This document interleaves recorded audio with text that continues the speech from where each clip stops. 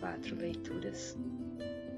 Segue após o capítulo 1, segue até a página 26, a de hoje, né? Página 31. Continua vocês possam dúvida durante a semana. Obrigada pela leitura.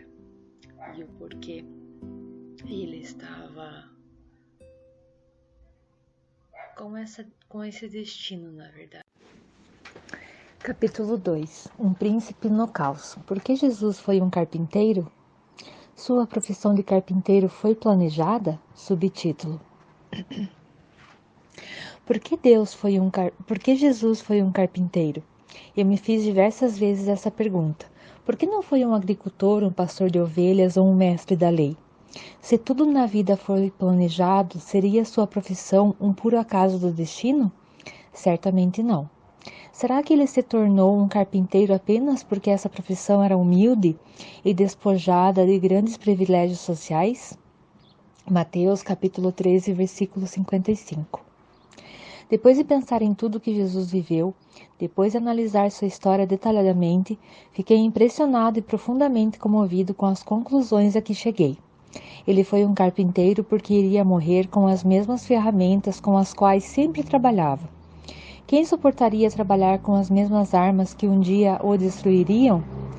O jovem Jesus trabalhava diariamente com martelo, pregos e madeira. José, seu pai, deve ter alertado diversas vezes o menino para que tivesse cuidado ao usar o martelo, pois poderia se ferir. O menino, de acordo com Lucas, escritor do terceiro evangelho, sabia qual era a sua missão, o que indica que ele antevia seu destino. Isso explica porque previu claramente a maneira como morreria e a transmitiu aos seus íntimos antes de haver qualquer ameaça no ar. Marcos, capítulo 9, versículo 31. O menino Jesus sabia que um dia seria ferido de maneira violenta, com as ferramentas que manipulava. Quando cravava um prego na madeira, provavelmente tinha consciência de que seus pulsos e seus pés seriam pregados numa cruz. Maria, a mãe delicada e observadora, devia pedir ao filho que tomasse cuidado, pois as ferramentas eram pesadas e perigosas. Ao ouvir os conselhos da mãe, Jesus talvez dissesse: "Obrigado, mãe, vou procurar ter mais cuidado." O jovem Jesus poupava Maria, pois sabia que ela não suportaria ouvir sobre seu fim. Tinha muitos motivos para ter conflitos. Subtítulo. Cada vez que o golpe do martelo nos pregos produzia um estalido agudo, Jesus tinha de aprender a proteger sua emoção. Imagina um adolescente tendo de decidir entre brincar e pensar no próprio fim. Poderia evitar o trabalho com martelos, pregos e madeira. Poderia ter aversão a tudo que lembrasse seu martírio, mas não o fez. As razões para que jovem Jesus tivesse uma emoção doentia eram inúmeras. A responsabilidade social, o desejo ardente de agradar seu pai, invisível, a procura com o destino da humanidade e a consciência do seu caótico fim eram fontes estressantes capazes de roubar-lhe completamente o encanto pela vida. O simples fato de trabalhar com as mesmas ferramentas que iriam produzir as mais intensas feridas em seu corpo já é o suficiente para criar zonas de tensão em seu inconsciente, controlar completamente sua personalidade e fazer dele um jovem infeliz e um futuro adulto ansioso e inseguro. Mas, contrariando as expectativas, Jesus atingiu o auge da saúde psíquica. Um príncipe da paz. Subtítulo. Apesar de todos os motivos para ser frágil e angustiado, Jesus tornou-se um homem forte e pacífico. Não tinha medo da morte nem da dor. Falava da superação da morte e da eternidade como uma segurança incrível. Era tão seguro que expunha em situação de risco e não retinha o que pensava. Jamais alguém teve a coragem de pronunciar o que ele disse em seus discursos. A morte é o mais antinatural dos fenômenos naturais. Jesus fala sobre a transcendência da morte como se fosse um engenheiro do tempo. Mateus capítulo 24, versículo 29. É necessário que examinemos alguns papéis da memória e algumas áreas de funcionamento da mente para compreendermos Porque o homem Jesus não adoeceu em sua alma, mas se tornou um príncipe da paz em meio ao caos. Gostaria que agora o leitor abrisse as janelas de sua mente para compreender alguns complexos mecanismos psíquicos em um texto sintético. Vasculhar a mente humana é uma das viagens mais interessantes que podemos fazer. Procurarei explicar isso de forma acessível. Os papéis da memória na geração dos conflitos. Subtítulo. A memória é como uma grande cidade. Nela há inúmeros bairros que se interligam. Ela tem uma parte central que chamo de MUC, memória de uso contínuo, e uma grande parte periférica que chamo de ME, memória existencial. O registro da memória é produzido pelo fenômeno RAM, registro automático da memória. O fenômeno RAM registra de forma automática todas as experiências e de maneira privilegiada as que possuem grande intensidade emocional, como uma ofensa ou um elogio. Todas as experiências negativas que contêm medo, insegurança, humilhação e rejeição geram imediatamente uma zona de tensão da emoção. Se essas zonas de tensão não forem trabalhadas rapidamente, serão registradas na memória. Desse modo, ficarão disponíveis e poderemos produzir uma infinidade de pensamentos obsessivos sobre elas. Quando alguém ofende, você deve rapidamente debelar na zona de tensão da emoção. Para isso, em menos de 5 segundos você deve criticá-la, confrontá-la e reciclá-la. Como? Tomando consciência dela e usando ideias diretas e inteligentes que a critiquem, confortem e reciclem. Confrontem e reciclem. Faça isso silenciosamente no interior de sua mente. Se você não atuar logo, essa tensão emocional será registrada privilegiadamente na memória de uso contínuo, MUC, gerando um arquivo ou zona de tensão doentia na memória. É por isso que você voltará a pensar milhares de vezes na ofensa que a pessoa que o ofendeu e na pessoa que o ofendeu. Não é assim que acontece quando alguém nos agride? Toda vez que pensamos fixamente em um problema mal resolvido, mais ele se registra e cada vez mais expande a zona de tensão nos arquivos da memória. Aos poucos, formamos inúmeras favelas na grande cidade da memória. Ficamos ansiosos, perdemos a concentração e até o sono. Quando não controlamos as ideias fixas que produzimos, nos tornamos especialistas em causar danos a nós mesmos.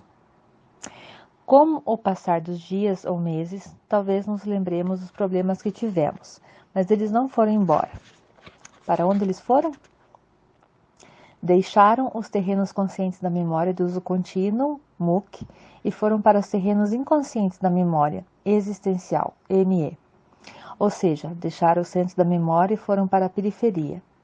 Quando voltarmos a viver uma situação mais tensa ou dolorosa, entraremos na região periférica, onde se encontra e podemos ser novamente afetados por eles. Quando você sente aquela angústia, tristeza, desânimo e não sabe de onde veio nem por que apareceu, as causas estão nas zonas de tensão na periferia da memória. Você não se recorda delas, mas elas fazem parte do tecido de sua história de vida. Diversas perdas, ofensas, fracassos, momentos de medo e insegurança do nosso passado estão armazenados como favelas na grande cidade da memória. Algumas dessas favelas se encontram no centro da memória e nos perturbam diariamente. É o caso da perda do emprego, de um problema que não conseguimos resolver, ou de uma doença obsessiva acompanhada de ideias fixas. Outras estão na periferia e nos incomodam eventualmente, com experiências traumáticas do passado. A MUC representa a memória de mais livre acesso, a que mais utilizamos no dia a dia para pensar, sentir, decidir, reagir e nos conscientizar. É a memória consciente. A memória ME é a que mais contém os segredos da nossa história. Fica nos principais terrenos do inconsciente. Quem estudar e compreender esses mecanismos terá vantagem para superar as turbulências da vida e equipar a própria inteligência. A memória despoluída do jovem Jesus. Subtítulo: Jesus podia ter tido tanto a memória de uso contínuo, MUC, como a memória existencial, ME, saturadas de zona de detenção. Se ele não fosse uma pessoa com elevada capacidade de gerenciar seus pensamentos e reescrever sua história, teria uma personalidade cheia de conflitos. Se não possuísse uma habilidade ímpar para debelar as zonas de tensão da emoção, ele poderia ter sido controlado pelo medo e seria uma pessoa extremamente ansiosa e traumatizada. Entretanto, medo não fazia parte do dicionário de sua vida. Além disso, Jesus era manso e dócil. O mundo podia desabar sobre sua cabeça e ainda assim ele permanecia sereno. Certa vez, seus inimigos quiseram destruí-lo e ele simplesmente passou por eles. João capítulo 10, versículo 39.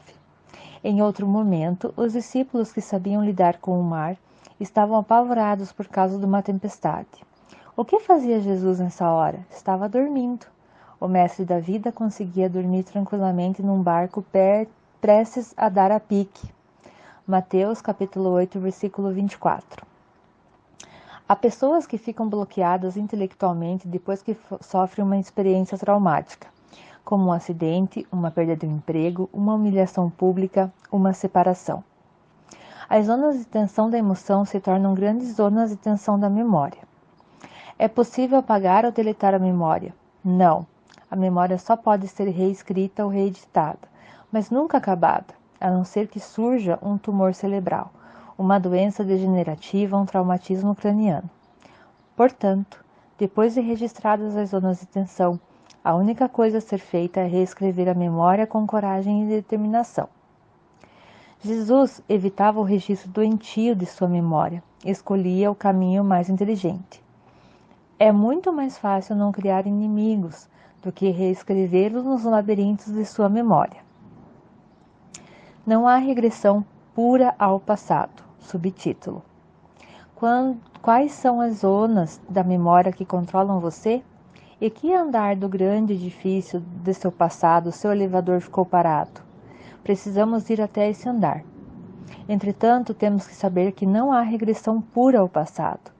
Quem resgata o passado é a pessoa que você é agora, com uma consciência de si mesma e com um mundo diferente do que tinha quando o fato aconteceu e foi registrado.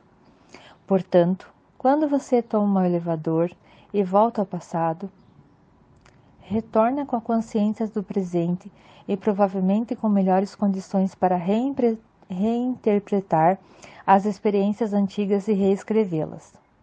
Se a reinterpretação for bem feita, você reedita o passado e transforma as zonas de tensão.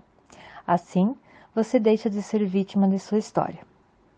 Uma boa técnica para reescrever a memória é atuar nas janelas que se abrem espontaneamente no dia a dia.